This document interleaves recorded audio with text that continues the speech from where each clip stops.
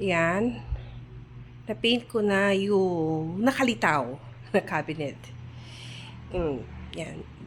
Konti lang. That's a rustic design of Melanie. At saka kinulang din pala ako ng masking tape. Pero tinatamad ako lumabas.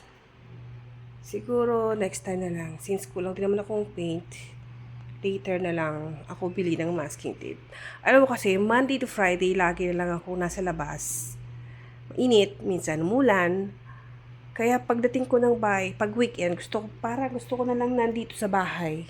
Nagigets mo ko. May ganun feeling ka din pa. Gusto mo nakakulong ko na lang sa bahay.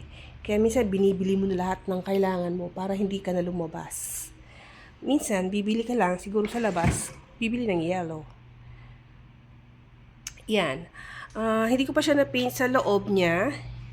Kasi, means, pag i-paint ko yan dyan, ibig sabihin, need more time. Isa-isahin ko siyang tanggalin sa loob para ma-paint ko.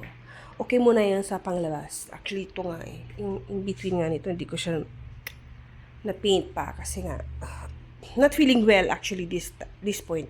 At this time, at this day, kasi I feel sick pa.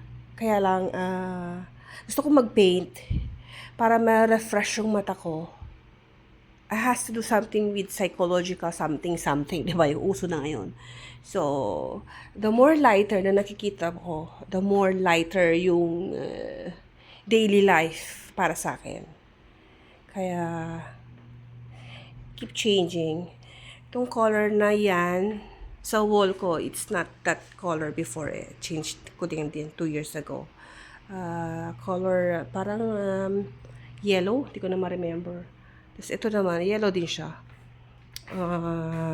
Pinalitan ko lang siya ng pink. Yan.